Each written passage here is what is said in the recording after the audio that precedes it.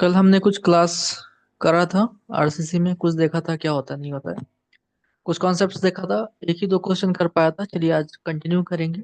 पहले कुछ क्वेश्चंस कर लेते हैं। कल जो क्वेश्चंस बच गए थे वो क्वेश्चंस कर लेते हैं।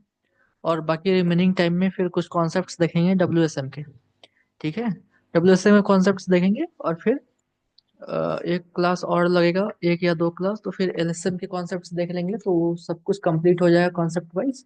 फिर जो बचेगा क्वेश्चन क्वेश्चन बचेगा। ओके।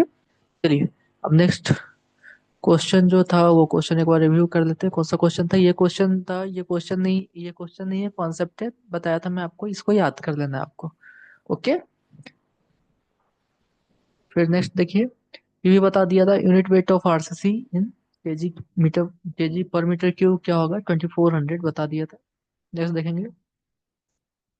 अब देखिए ये क्या है। As per IS 456 splitting tensile strength FCT of concrete में be estimated from compressive strength as. देखिए अब इसमें क्या है, इसमें मैं आपको कुछ चीजें बता दे रहा हूँ। आप उससे यह है आपको हेल्पफुल हो जाएगा। इसमें भी कुछ कॉन्सेप्ट्स है, इसका ऑप्शन सही नहीं दिया हुआ है। ओके। कैरेक्टर एफसी का मतलब क्या होता है? एफसी का मतलब जो होता है वो क्या होता है, शायद मैं बताया था आपको, कैरेक्टरिस्टिक्स स्ट्रेंथ होता है। Characteristics strength. कैरेक्टरिस्टिक्स स्ट्रेंथ का मतलब क्या हुआ कि जो मैं आपको बोला था 150 mm का मोल्ड जो बनाएंगे, है ना, 150 mm का मोल्ड बनाएंगे, उसमें क्या करेंगे, कंक्रीट को डालेंगे। कंक्रीट को डालने के बाद ये 150 mm का होता है जो वॉइड होता है। ठीक है, तो सारा साइड क्या होगा, सेम होगा। तो 150 mm को मोल्ड डालेंगे, फिर क्या करेंगे, उसको मोल्ड मोल्ड बनाने के बाद 150 mm का मोल्ड बनाने के बाद क्या करेंगे, उसको क्यूरिंग करेंगे बढ़िया। 28 डेज तक क्यूरिंग करेंगे। 28 डेज के बाद क्या करते हैं बच्चों, 28 डेज के बाद हम उसको क्या करते हैं, टेस्ट करते हैं। कहाँ टेस्ट करते हैं? कॉम्परेटिव कॉम्प्रेसिव टेस्टिंग मशीन में, सीटीएम मशीन में टेस्ट करते हैं। सीटीएम मशीन में टेस्ट करने के बाद क्या होता है कि वो जिस जिस लोड पे वो फेल करता है, वो पॉइंट जिस पे वो फेल कर रहा है, शियर स्ट्रेंथ पड़ा था ना सॉइल में, शियर स्ट्रेंथ में क्या था, एक ऐसा पड़ा था जो यहाँ से फेल किया था वो। तो उसी तरह सीटीएम मशीन में भी जब आप डालोगे वैसे ही, तो क्या होगा, ये जो मोल्ड है वो क्या करेगा बच्चों, फेल करेगा। जब फेल करेगा तो जितने फोर्स पे, जितने प्रेशर पे वो फेल करेगा, जितने लोड पे वो फेल करेगा, जब आप इस पे लोड डालोगे ऊपर से, जब लोड जाएगा ये, तो ये जब फेल करेगा, है ना, तो ऐसा आएगा, रप्चर प्लेन आएगा ऐसा। तो जब ये फेल करेगा ना, तो जिस लोड पे फेल करेगा वो क्या हो जाएगा, हमारा कैरेक्टरिस्टिक्स स्ट्रेंथ हो जाएगा। उसका यूनिट क्या होगा, N N/mm² में आपका वैल्यू आएगा। अब देखिए अब बात क्या है कि उसको हम क्या बोलते हैं, कैरेक्टरिस्टिक स्ट्रेंथ। लेकिन क्या है, जब हम टेस्ट करते हैं ना तो ऐसा करते हैं क्या कि हम बहुत सारा सैंपल लेते हैं, ऑलमोस्ट 100 सैंपल मान के चलो, एक तरफ हम लिया, ठीक, हमने लिया। उसके बाद क्या किया हमने, उसको ऐसे ग्राफ ये भी बताया हूँ कि वेरिएशन चार्ट डालेंगे बनाएंगे। तो क्या होता है कि ये जो है, मान के चलो कि ये जो है 30 N/mm² पे ये फेल कर रहा है ना। तो क्या बोल रहे हैं, क्या किसे, जो कंक्रीट हमने बनाया है, मतलब आपने कुछ कंक्रीट बनाया होगा, उसमें से आपने एक मोल्ड बनाया, उस पे वो क्या कितने में फेल किया, 30 N/mm² पे फेल किया। तो क्या आप बोल दोगे उसको कि अरे ये तो 30 N/mm² पे फेल किया, तो क्या भाई कि ये तो भाई M30 कंक्रीट है? नहीं, हम ऐसा नहीं बोल सकते। ठीक है, ऐसा हम नहीं बोल सकते। क्यों? क्योंकि मैं आपको बताया था कि जब भी हम मॉल्ट का टेस्टिंग करते हैं तो बहुत सारा टेस्टिंग करते हैं, उसमें वेरिएशन चार्ट पे उसको देखते हैं, है ना। 5% डाटा जो है, जो हमारा जो प्रेफर कैरेक्टरिस्टिक जो हम बोल रहे हैं M30, उससे 5% डाटा जो है, 5% डाटा वो कैरेक्टरिस्टिक से पहले फेल कर जाएगा, है ना। कैरेक्टरिस्टिक से पहले फेल करेगा, और बाकी जो डाटा है वो कहाँ पे फेल करेगा, जरूरी नहीं कि 30 ही हो, बाकी बाकी जो है उससे ज्यादा भी हो सकता है।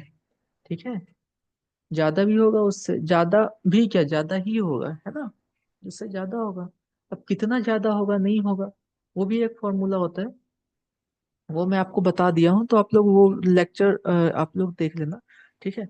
अगर ज्यादा सैंपल हो, मान के चलो कि अब दो केस हो सकता है, आप या तो आप हो सकता है कि आप 8 या 9 सैंपल बनाओ, या फिर 100 सैंपल बनाओ।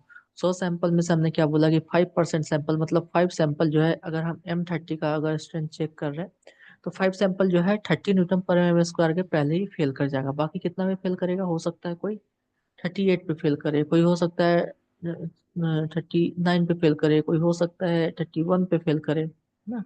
जो ज्यादा जो डाटा होगा वो एवरेज, मतलब मिनिमम एवरेज डाटा होगा, 33 से 34 35 के आसपास का होगा। ठीक है, तो ये सब बताया हुआ है, इसमें कुछ प्रॉब्लम होगा नहीं, है ना। तो चलिए अब आगे देखते हैं। अब मान के चलो कि एक कॉन्सेप्ट में थोड़ा सा और बता दे रहा हूँ। मान के चलो कि एक ऐसा है कि 6 क्यूब्स हमने लिया, ठीक है। 6 क्यूब्स लिया, है ना। और इसमें से बताना है हमें कि भाई कि कैसे जानेंगे, कैसे जानेंगे कि कितना पे फेल करेगा। ये 6 क्यूब्स अगर हमें M30 चेक करना है ना। तो क्या ये क्यूब पे अगर अगर अब ये फेल कर रहा है 32 N/mm² में, तो क्या हम मान लेंगे इसको M30, है ना। तो ऐसा नहीं होता है, ऐसा हम नहीं मान सकते। ऐसा क्यों नहीं मान सकते? तो उसका एक क्या है, फॉर्मूला है आपके पास। उसका फॉर्मूला क्या है कि आपको एवरेज जब लेना हो तो एफ एवरेज का जो फॉर्मूला है वो क्या है, जितना भी है, जैसे कि 30 का लिया ना आपने, तो 30 का चेक कर रहे हो तो 30 + 0.825, 0.825 इंटू क्या है कि सिग्मा से मल्टीप्लाई करते हैं। अब सिग्मा क्या है, सिग्मा जो है आपको अलग अलग चीजों के अलग अलग ग्रेड के लिए अलग अलग सिग्मा है। जैसे M10 एंड 15 के लिए कितना है सिग्मा, 3.5 है, 3.5 है। ओके, 20 एंड 25 के लिए कितना है सिग्मा, ये 4.0 है। और 30 एंड above के लिए क्या है, 30 एंड उससे ज्यादा के लिए 5। तो हम क्या करेंगे, यहाँ पे सिग्मा का वैल्यू रख देंगे 4, ठीक है। तो 0.825 इंटू 4 कर दोगे तो जो वैल्यू आ जाएगा 30 में ऐड कर दो। मान के चलो, ऐड करने के बाद देख लेना आप कितना आ रहा है। मान के चलो 34 आ रहा है या 33 आ रहा है। तो जो टेस्ट कर रहे हैं ना आप, ये 6 क्यूब्स का, उसका कितना आना चाहिए स्ट्रेंथ, 34 से ज्यादा पे फेल करना चाहिए। अगर 34 आ रहा है इतना पे मल्टीप्लाई करने के बाद, देखो मैं कैलकुलेटर से मैं मल्टीप्लाई नहीं कर रहा हूँ, आप देख लो। ये फिर मैं एक बार कैलकुलेटर से कैलकुलेट करके बता ही दे रहा हूँ, है ना। 0. कितना है, 0.825 इंटू 4, तो कितना आ रहा है, 3.3, 3.3 आ रहा है ना। 0.825 इंटू 4 करने पे कितना आ रहा है, 3.3 आ रहा है। तो हमें जो है ये 6 क्यूब का जो है स्ट्रेंथ जो होगा वो कितना से ज्यादा होना चाहिए, 33.3 से, ठीक है। अगर 33.3 से कम अगर आया तो हम उसको रिजेक्ट कर देंगे, ठीक है। ओके, चलिए ठीक, तो ये हो गया।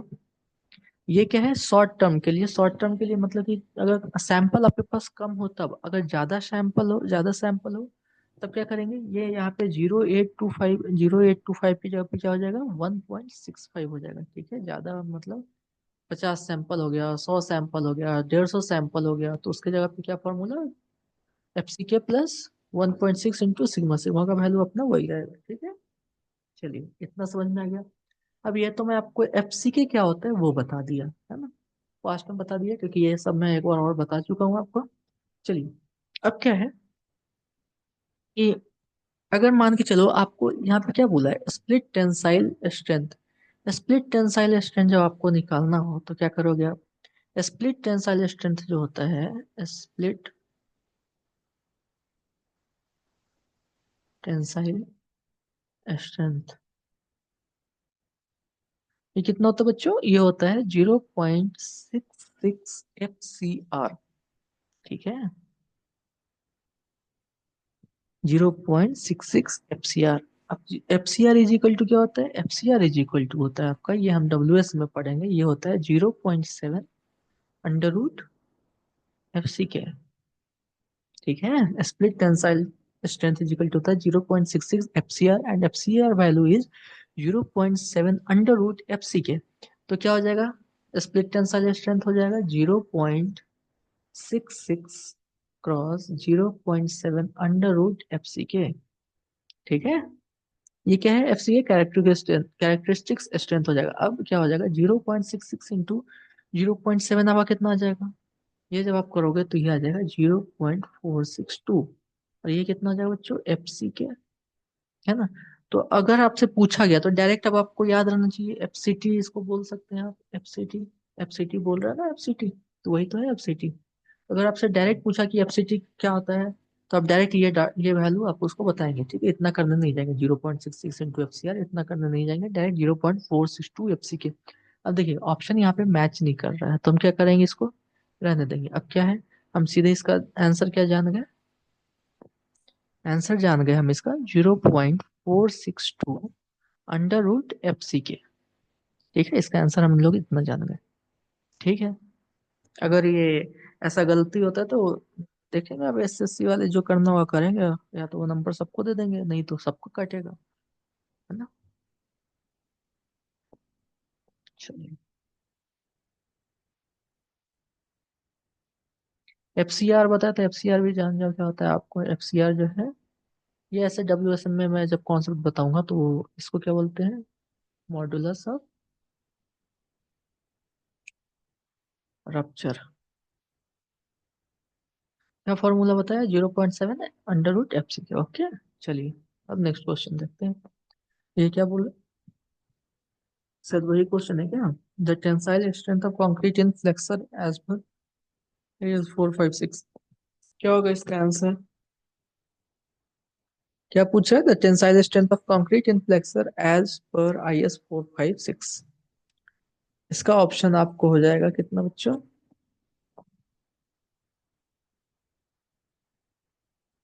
कंक्रीट इन फ्लेक्चर अभी बताया था आपको, सेम चीज ही तो बताया मुझे, 0.7 अंडर रूट एफ सी के। ठीक है, तो कौन सा ऑप्शन हो जाएगा, इसका ऑप्शन हो जाएगा बी। तो चलिए एक बार ना मैं कंक्रीट इन फ्लेक्सर बता ही देता हूँ, सोच रहा हूँ। ऐसे तो डब्ल्यू एस में इसको देखेंगे अच्छा से।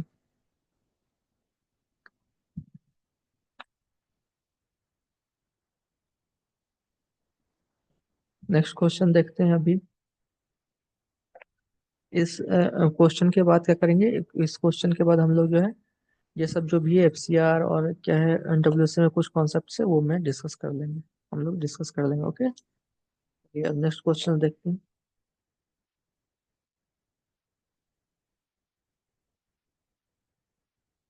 चलिए देखिए क्या बोल रहे हैं। ये क्वेश्चन देखिए, ये क्वेश्चन बताया हुआ है, कॉन्सेप्ट बताया हुआ है, थोड़ा सा आप क्वेश्चन पढ़िए। और आपके पास 2 मिनट का टाइम, 2 मिनट नहीं, आपके पास 10 सेकेंड का टाइम है, करके देखिए, क्योंकि ये कॉन्सेप्ट इजी है, बताया हुआ है बिल्कुल। ऑप्शन तो एकदम आँख के सामने दिख रहा है ना। तो दिखा क्या, क्या हो जाएगा इसका आंसर, क्या पूछ रहा है, modulus of elasticity of concrete in newton पर एमएम स्क्वायर बताया हुआ है ना। बिल्कुल बताया हुआ है, ये तो ये बिल्कुल याद ही होना चाहिए। तो क्या होता है बच्चों, ये मॉड्यूलस ऑफ इलास्टिसिटी क्या हो जाता है, 5000 अंडर रूट एफ सी के। ठीक है, चलिए अब एक चीज मैं आपको और बताता हूँ, चलिए मॉड्यूलर रेशियो। मॉड्यूलर रेशियो आपसे अगर पूछा जाए, मॉड्यूलर रेशियो क्या होगा, क्या बोलते हैं इसको, एम बोलते हैं, है ना। Modular ratio is equal to क्या होता है, 280 divided by 3 sigma C B C. ठीक है, ये हर जगह यूज हो जाएगा, डब्ल्यू एस एम में आप कहीं भी यूज करोगे। दो चीज होता है, एक होता है बच्चों क्रैक्ड, और दूसरा होता है अनक्रैक्ड। ठीक है, अब क्रैक्ड एंड क्रैक्ड क्या होता है, शॉर्ट में बता दे रहा हूँ। क्रैक्ड में क्या है कि जो टेंशन साइड होता है उसमें हम कंक्रीट को एज्यूम नहीं करते, उसमें सिर्फ स्टील स्टील रहता है। और अनक्रैक्ड में क्या होता है कि सारा को लेते हैं, उसमें एज्यूम करते हैं। ठीक है, तो ये जो है m is equal to 280/3 sigma C, ये क्या है बच्चों, ये है अपना शॉर्ट टर्म के लिए है। अब सिग्मा सी सी का मतलब क्या हुआ, कंक्रीट इन बेंडिंग कॉम्प्रेशन। ओके, कंक्रीट इन बेंडिंग कॉम्प्रेशन। ठीक है, अब चलिए ये शॉर्ट टर्म का आप बोल रहे हो कि शॉर्ट टर्म का तो बता दिया आपने, लॉन्ग टर्म का भी कुछ होता होगा, जरूर होता होगा लॉन्ग टर्म का। तो लॉन्ग टर्म में क्या होता है मॉड्यूलर रेशियो, लॉन्ग टर्म का मॉड्यूलर रेशियो जो होता है एम लॉन्ग, क्या होता है? ये होता है 2 × 10⁵ ऊपर वाला जो वैल्यू था उसी को नीचे में क्या कर देंगे, रख देंगे। क्या? अगर मान के चलो 5000 √FC और डिवाइडेड बाई 1 + ठीक है। थीटा का वैल्यू मैं बताया हुआ हूँ, ऐसे यहाँ पे आप 1.60, अगर FC के 25 ले रहे हैं, ठीक है, तो थीटा कितना हो जाएगा? 1.60। थीटा का वैल्यू बताया हुआ है क्रीप वाले कॉन्सेप्ट में। ठीक है, चलिए next question. Mild steel used in RCC structure conforms to. ठीक है, चलिए क्वेश्चन देखते हैं। कहाँ से लेते हैं माइल्ड स्टील का, क्या कोड यूज करते हैं? तो इसके लिए जो है, ये है IS 432। आरसीसी के लिए हम लोग कौन सा यूज करते हैं? आईएस के लिए, आरसीसी के लिए हम लोग करते हैं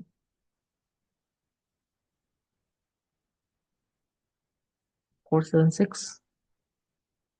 लेकिन यहाँ पे क्या बोल रहा है माइल्ड स्टील के लिए, तो क्या IS 432। ठीक है, क्या हो गया? IS 432। चलिए नेक्स्ट क्वेश्चन देखते हैं।